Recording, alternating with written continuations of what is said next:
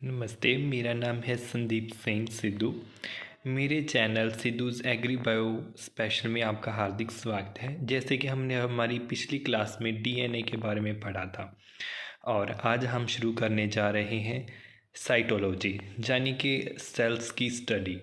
जो हमारे सेल्स होते हैं उनकी स्टडी। तो सेल्स स्टडी शुरू करने में हमें हमारा जो फर्स्ट चैप्टर होगा वो होगा सेल्स। सेल की स्ट्रक्चर, जो कि आज हम पहले जानेंगे कि एक्चुअली सेल की स्ट्रक्चर क्या होती है, सेल होते क्या हैं। तो हम यहाँ से शुरुआत करेंगे, सेल्स के डिफरेंट पार्ट्स को स्टडी करेंगे। फिर इसके आगे हम ऐसे ही कंटिन्यूसली और बहुत सारे जो हैं चैप्टर्स भी इसमें क्लियर करेंगे। तो अभी हम स्टार्ट करते हैं सेल की अल्ट्रा स्ट्रक्चर से। तो इसका जो सबसे पहला मेन पार्ट होता है वो होता है न्यूक्लियस। किसी भी सेल का जो सबसे मेन पार्ट होता है वो है न्यूक्लियस। जिस तरीके से आप देख सकते हैं कि न्यूक्लियस की जो खोज थी, जो इसको रिसर्च किया था, वो ब्राउन रॉबर्ट ने 1833 में रिसर्च किया था। और जिस तरीके से आप यहाँ पे स्ट्रक्चर देख सकते हैं न्यूक्लियस की, तो इसके डिफरेंट पार्ट्स होते हैं। जैसे कि पहला पार्ट है न्यूक्लियर इन्वेलोप, दूसरा पार्ट होता है न्यूक्लियोलस और तीसरा पार्ट होता है क्रोमेटिन फाइबर्स। अगर मैं आपको एक पूरे स्ट्रक्चर की बात बताऊं जी, तो आप देख सकते हैं कि न्यूक्लियस है, इसमें न्यूक्लियोलस प्रेजेंट है। इसकी जो जिस साइड में जो एक बाउंड्री दी गई है, इस बाउंड्री को बोला जाता है न्यूक्लियर इन्वेलोप, जो इसको एक शेप देती है। और इसकी दो पार्ट्स होते हैं, एक तो आउटर मेम्ब्रेन होती है, एक इनर मेम्ब्रेन होती है। जो आउटर और इनर मेम्ब्रेन के बीच की जो स्पेस है ये होती है 200 एंगस्ट्रम, जिसको पेनी न्यूक्लियर स्पेस बोला जाता है, पेनी न्यूक्लियर स्पेस बोला जाता है। और इसके साथ ही जो एक मेम्ब्रेन है, इसकी कितनी मोटाई होती है, इसकी मोटाई होती है 75 एंगस्ट्रम। इसी तरीके से कुछ इस तरीके के इसमें पोर्स होते हैं न्यूक्लियर इन्वेलोप्स में, जिसको न्यूक्लियर पोर बोला जाता है। और ये 300 से 1000 एंगस्ट्रम की जो इनमें न्यूक्लियर पोर होती है। इसी तरीके से इनका इम्पॉर्टेंट एक और पार्ट होता है एनुलस। और ये जो आप देख रहे हैं कुछ इस तरीके से जो एक थ्रेड की तरह इसमें स्प्रेड हुआ है, उसको बोलते हैं क्रोमेटिन फाइबर्स। और इसके साथ ही हम इसके सभी पार्ट्स को बारी बारी एक एक करके ध्यान से पढ़ते हैं। तो पहला पार्ट आता है न्यूक्लियोलस, जो कि हायर ऑर्गेनिजम्स में प्रेजेंट होता है। ये डिसअपियर हो जाता है जब सेल्स की डिवीज़न होती है, तो उसके अलग अलग फेस होते हैं, जैसे कि prophase, metaphase, anaphase, telophase, etcetera etcetera. जब सबसे पहला फेस आता है न्यूक्लियर डिवीज़न का, तो वो होता है प्रोफेस, जहाँ पे जो न्यूक्लियोलस है वहाँ पे ये डिसअपियर हो जाता है। और जो इसका चौथा लास्ट फेस होता है सेल डिवीज़न का, टीलोफेस, उसमें ये फिर से रीअपियर हो जाता है। तो जिस तरीके से न्यूक्लियस के डिफरेंट पार्ट्स होते हैं, वैसे ही न्यूक्लियोलस के भी डिफरेंट पार्ट्स होते हैं। जैसे कि ग्रैन्यूल्स होते हैं, फाइब्रिल्स होते हैं, मैट्रिक्स होते हैं। इनमें से जो ग्रैन्यूल्स हैं उनकी जो साइज़ होता है वो 150 से 200 एंगस्ट्रम होता है। मेनली इसमें प्रोटीन और आरएनए जो होता है वो सिंथेसिस होती है, वो प्रेजेंट होता है।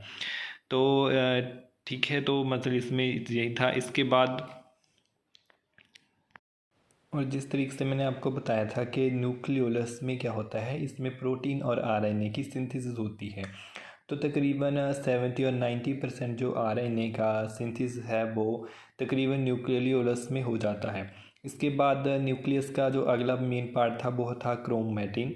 जो इसका साइज़ है वो होता है 230 एंगस्ट्रम इसका साइज़ होता है। और इसमें तकरीबन 55% प्रोटीन्स पाए जाते हैं, 40% डीएनए होता है और 4 to 5% क्या होता है, वो डीएनए होता है, जो कि काफ़ी इम्पोर्टेंट भी है, इसको याद रखें।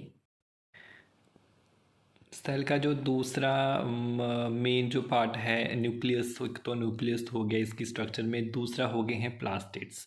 प्लास्टिड्स क्या होते हैं जी? एक तो सिर्फ प्लांट्स में ही प्रेजेंट होते हैं, जैसे कि आपने क्लोरोप्लास्ट का नाम सुना होगा। क्लोरोप्लास्ट क्या होता है? वो ग्रीन कलर के लिए रिस्पॉन्सिबल होता है।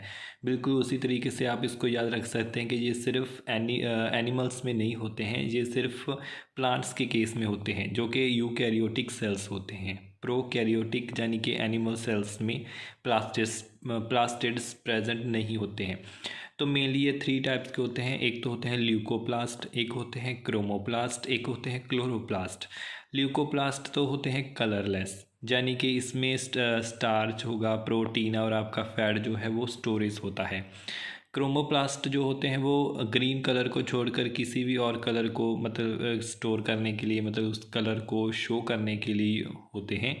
मेनली होता है इसमें क्लोरोप्लास्ट, जो कि आपका ग्रीन कलर जो होता है आपके प्लांट्स आपको शो कर रहे होते हैं, वो क्लोरोप्लास्ट की वजह से शो कर रहे होते हैं, जो कि हमारी फोटोसिंथेसिस, प्लांट्स की फोटोसिंथेसिस के लिए भी काफ़ी इम्पॉर्टेंट है। तो आप प्रॉपर एक स्ट्रक्चर देख सकते हैं प्लास्टिड्स की। एक प्लास्टिड जो है उसका साइज 4 to 6 माइक्रोन्स होता है। इसके डिफरेंट पार्ट्स हैं, जैसे कि आप देख सकते हैं कि इसमें एक सबसे पहले तो इसकी मेम्ब्रेन होती है, बिल्कुल उसी तरीके से आउटर और इनर।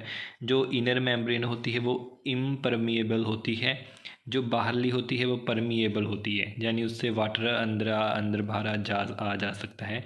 इसकी जो थिकनेस है दोनों मेम्ब्रेन्स में वो होती है 1 माइक्रोन। उसी तरीके से इसका दूसरा जो इसमें थाइलोकाइड्स जो ऐसे कुछ प्रेजेंट होते हैं।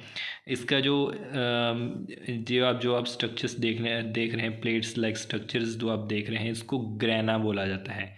ग्रेना बोला जाता है, जो तकरीबन 40 to 80 काउंटिंग में होती हैं, मतलब 40 से 80 के आसपास होती हैं। और जो इस सब को छोड़कर जो जो इसका फ्री वाला जो पार्ट है इसके बीच उसको स्ट्रोमा बोला जाता है। स्ट्रोमा बोला जाता है, जो कि डार्क रिएक्शंस में जो एंजाइम्स होते हैं, एंजाइम्स काम करते हैं। डार्क रिएक्शन में जो एंजाइम्स होते हैं वो यहीं पे ही इस फ्री स्पेस जिसको हम स्ट्रोमा बोल रहे हैं वो उसमें प्रेजेंट होते हैं। तो इसका हम और थोड़े से पॉइंट्स पढ़ लेते हैं, जैसे कि शेड प्लांट्स एंड पॉलीप्लाइड्स। यानी कि शेड प्लांट्स और जो पॉलीप्लाइड्स होते हैं उसमें जो लार्ज होते हैं, मतलब ज़्यादा बड़े बड़े साइज़ में प्रेजेंट होते हैं as compare to sun plants, जो कि हमारे सन प्लांट्स होते हैं, डाइप्लॉइड्स होते हैं। उनमें उनके कंपैरिजन शेड प्लांट्स जो होते हैं और जो पॉलीप्लाइड्स होते हैं उनमें इनका साइज़ ज़्यादा बड़ा होता है, सन प्लांट्स और डाइप्लॉइड्स में छोटा होता है। काउंटिंग में क्या होता है कि ये 20 से 40 हो सकते हैं पर प्लांट। फंजाई में सिर्फ एक ही प्लास्टिड होता है।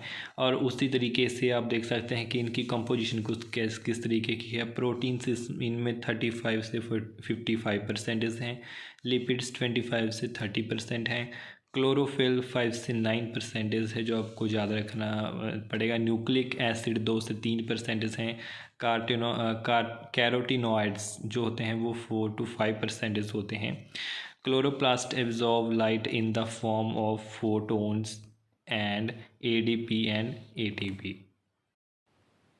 तीसरा पार्ट जो होता है किसी भी सेल का वो होता है माइटोकॉन्ड्रिया, जिसको हम एनर्जी सोर्स बोलते हैं, जब पावर हाउस ऑफ सेल भी बोल देते हैं। तो इसकी जो लेंथ होती है वो तकरीबन 3 से 4 माइक्रोन होती है, और इसकी जो विड्थ होती है वो तकरीबन, मोटाई जो आप बोल सकते हैं वो होती है 0.5 से 1 माइक्रोन होती है। काउंटिंग में अगर बात की जाए तो नॉर्मली तो ये 200 से 800 पर सेल मतलब मौजूद होते हैं, लेकिन अगर हम प्रोटोजोआ की बात करें तो उसमें तकरीबन 5 लाख, एक सेल में 5 लाख तक प्रेजेंट होते हैं। माइटोकॉन्ड्रिया की कंपोजिशन की बात करूं तो इसमें प्रोटीन्स होते हैं वो 65 से 70% होते हैं, लिपिड्स 25 से 30% होते हैं, RNA 1% होता है, और DNA 1% से भी कम होता है। और अगर हम इसकी स्ट्रक्चर की बात करें माइटोकॉन्ड्रिया की, तो इसकी भी 2 मेम्ब्रेन्स होती हैं, एक इनर होती है, एक आउटर मेम्ब्रेन होती है। आउटर मेम्ब्रेन की अगर हम कंपोजिशन की बात करें तो उसमें 55% प्रोटीन्स, 50% लिपिड्स होते हैं। इनर में 75% प्रोटीन्स, 25% जो लिपिड्स वो प्रेजेंट होते हैं।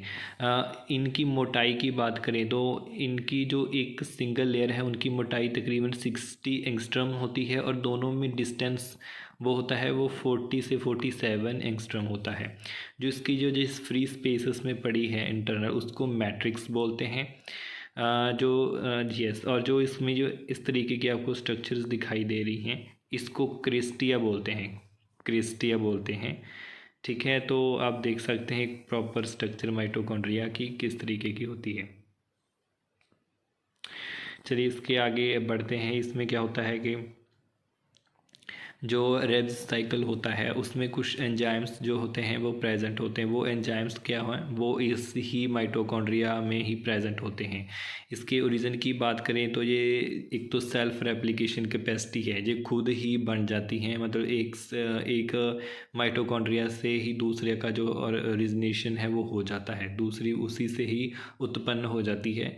लेकिन ये न्यूक्लियर इन्वेलोप्स जो कि मैंने आपको पढ़ाया था, न्यूक्लियस का पार्ट था, उससे भी ये ओरिजिनेट होती हैं। इनके फंक्शंस क्या हैं, ये रेस्पिरेशन में काम कर में बहुत इंपॉर्टेंट है। Oxidation of carbohydrates, lipids, proteins, energy, उनमें इनका काफ़ी इम्पॉर्टेंट रोल है। इसके बाद हमारा अगला चौथा पार्ट आता है वो है एंडोप्लाज्मिक रेटिकुलम, जिसको हम ER बोल देते हैं। इसकी जो रिसर्च थी वो पॉटर ने की थी 1948 में। ये एक नेटवर्क सा होता है कुछ इस तरीके का। इसमें क्या होता है, इसमें जो ट्यूब्यूल्स होती हैं, वेसिकल्स होते हैं, सैक्स होते हैं, उनका एक नेटवर्क सा फैला हुआ होता है। बिल्कुल ये क्या होता है, वन साइड अटैच, ठीक है, इसका जो एक साइड है वो न्यूक्लियर इन्वेलप से अटैच होगा और दूसरा जो होगा वो सेल मेम्ब्रेन से अटैच होगा। तो इसके साथ ही इसकी दो टाइप्स होती हैं, एक तो रफ़ ER होता है, एक स्मूथ ER होता है। रफ़ ER का मतलब क्या होता है, रफ़ ER का मतलब होगा जब राइबोसोम्स कुछ इस तरीके से इसकी सरफेस पर ऐसे चिपके हुए पड़ेंगे तो उसको बोलते हैं रफ़ एंडोप्लाज्मिक रेटिकुलम। जब नहीं होंगे तो वो एक स्मूथ होगी सरफेस, तो उसको बोलते हैं स्मूथ एंडोप्लाज्मिक रेटिकुलम। लेकिन मेन बात यह है कि जो स्मूथ होते हैं, स्मूथ एंडोप्लाज्मिक रेटिकुलम है, इनमें लिपिड्स ज़्यादा अमाउंट में प्रेजेंट होते हैं as compare to rough ER। तो इसका ओरिजिन्स क्या है, एक तो उसी तरीके से माइटोकॉन्ड्रिया की तरह है, ये न्यूक्लियर इन्वेलप से ही ओरिजिनेट होते हैं। इनके फंक्शंस क्या हैं, ये प्रोटीन सिंथेसिस करते हैं। जो ये इनमें राइबोसोम्स अटैच होते हैं, राइबोसोम्स का तो काम ही प्रोटीन सिंथेसिस है, तो ये प्रोटीन सिंथेसिस करते हैं। ठीक है, तो इंटरसेलुलर ट्रांसपोर्ट का भी ये काम करते हैं। इसमें बहुत सारे एंजाइम्स भी प्रेजेंट होते हैं। ठीक है, ट्रांसपोर्ट का मतलब है जो न्यूक्लियस से जो साइटोप्लाज्म तक का है, जो मतलब ये mRNA को न्यूक्लियस से साइटोप्लाज्म तक कौन लेकर आता है, वो ER ही लेकर आता है, एंडोप्लाज्मिक रेटिकुलम। चलिए इसके बाद हमारा अगला जो पांचवा पार्ट है वो है राइबोसोम्स। सेल का जो पांचवा इम्पॉर्टेंट पार्ट है वो है राइबोसोम्स। अभी मैंने आपको बताया कि इनका तो काम ही प्रोटीन सिंथेसिस का होता है। तो ये रिच RNA कंटेंट में इनमें 40 to 50% RNA मौजूद होता है। ठीक है, इसके अलावा सेवरल प्रोटीन्स में इनमें मौजूद होती हैं। इनकी पोजीशन चेंज होती रहती है। मैंने जैसे अभी आपको बताया कि कभी ये इसके साथ ऐसे ER के साथ ऐसे मौजूद होते हैं, जबकि जब एक्चुअली जब ये ER के साथ इस तरीके से अटैच होते हैं तब इनकी काफ़ी एज हो जाती है। बल्कि जो बिल्कुल नए राइबोसोम्स बने हुए होते हैं वो पहले फ्री स्टेट में होते हैं, ऐसे ही जो है मतलब साइटोप्लाज्म में ऐसे में ही घूम रहे होते हैं। लेकिन जब उनकी मतलब एक उम्र होने लग जाती है तो वो कुछ इस तरीके से आकर ER के साथ अटैच हो जाते हैं। ठीक है, तो बिल्कुल राइबोसोम्स की भी एक ऐसी शेप्स होती हैं जो दो टाइप्स के होते हैं। एक तो इनकी यूनिट्स होती हैं एक्चुअली, एक तो स्मॉलर यूनिट्स होती हैं, एक लार्जर यूनिट्स होती हैं। तो इनके में क्या होता है कि larger units dissociate in small, ठीक है, जो लार्जर यूनिट्स होती हैं वो एक स्मॉल यूनिट्स में ही क्या है डिसोशिएट हो जाती हैं, उनमें ही क्या है मतलब छोटे छोटे भागों में बढ़ जाती हैं। जो होता कि किस कारण है, जो छोटे छोटे पार्ट्स में यूनिट्स में डिवाइड क्यों होती है, क्योंकि मैग्नीशियम आयंस की कंसनट्रेशन क्या है जो वो बढ़ जाती है, जिसके वजह से ये जो क्या है लार्जर यूनिट्स जो हैं वो स्मॉलर यूनिट्स में चेंज हो जाती हैं।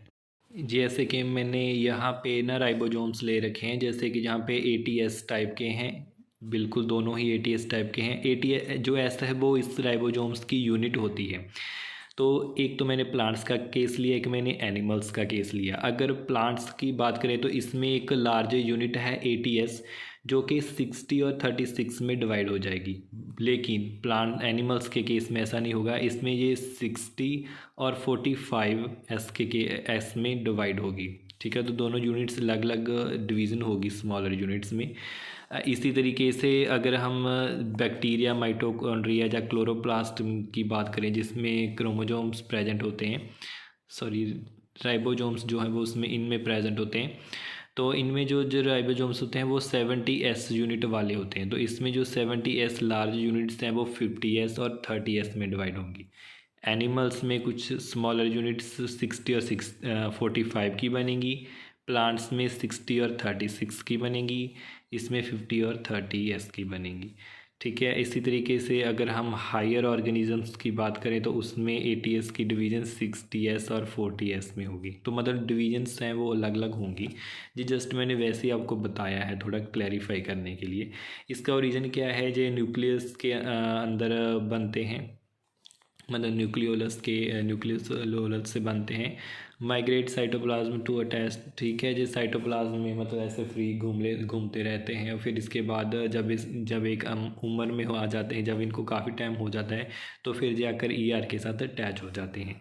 तो अगला इसका पार्ट है सेल का, वो है लाइसोसोम्स, जिनको डाइजेस्टिव एंजाइम्स बोला जाता है। एक्चुअली इनका काम क्या होता है जे, मतलब ये जो भी कुछ वेस्टेज मटेरियल जो है सेल में प्रेजेंट होता है, ये उसको क्या होता है डाइजेस्ट कर देते हैं, उसको ख़त्म कर देते हैं। वेस्टेज मटेरियल को क्या है वो निकाल देते हैं, इसीलिए इनको क्लीनिंग एजेंट्स भी बोला जाता है। और ये पेपर में भी क्वेश्चन पूछा जाता है कि सेल में क्लीनिंग एजेंट्स क्या है, लाइसोसोम। जो सेल का एनर्जी पावर जो हाउस है उसको वो क्या है, वो है माइटोकॉन्ड्रिया, जो कि सेल से ज़्यादातर मोस्टली क्वेश्चंस पूछे जाते हैं। तो इसकी बेसिक ये थ्योरी है जो आप पढ़ सकते हैं, इसमें इतना कोई ख़ास बताने वाली बात नहीं है। ये बॉडी है, ओके ठीक है। तो इसके बाद इसका 7वां जो पार्ट है वो है गोल्गी कॉम्प्लेक्स। गोल्गी कॉम्प्लेक्स जो है, जिसको गोल्गी बॉडी भी बोला जाता है, इसको कैमिलो गोल्गी ने 1822 में जो क्या था, नर्व सेल्स थे जो कैट और आउल यानी उल्लू और जो बिल्ली के नर्व सेल्स थे, उनमें कैमिला गोल्गी ने सबसे पहले इनको जो है फाइंड आउट किया था। तो आप इसकी भी स्ट्रक्चर देख सकते हैं। गोल्गी बॉडी जो भी एक इम्पॉर्टेंट पार्ट है सेल का एक्चुअली। इसमें कुछ इस तरीके की कंसेंट्रिक डबल मेम्ब्रेन रिंग्स होती हैं, जिनकी थिकनेस होती है 500 to 500। ये रफ ER से ओरिजिनेटेड होते हैं, ठीक है ना। Packaging of food material, lipids and phasoids for transport to other cells, ठीक है। मतलब इसमें इतना कोई नहीं है। इसके बाद फिर इसके अलग अलग और पार्ट्स हैं, जैसे कि सेंट्रियोल्स होता है, माइक्रोट्यूब्यूल्स होती हैं। आप इनको एक्चुअली पढ़ सकते हैं, इनमें इतना कुछ बताने वाला नहीं है। मैंने आपको वही पार्ट सेल की डिफ़ाइन की हैं जो कि बहुत ज़्यादा इम्पॉर्टेंट हैं और ज़्यादातर पूछे जाते हैं। तो ये इनमें ऐसा कुछ बताने वाली बात नहीं है। इसी तरीके से आप देख सकते हैं 10वां है पैरोक्सिसोम्स होते हैं, फिर वॉक्यूल्स होते हैं, सेल वॉल्स होती हैं। इनके बारे में मैंने आपको पहले ही स्ट्रक्चर में बताया था शुरू में ही कि किस तरीके होते हैं। प्लाज्मा लेमा होती है, ठीक है। तो आप देख सकते हैं इनको।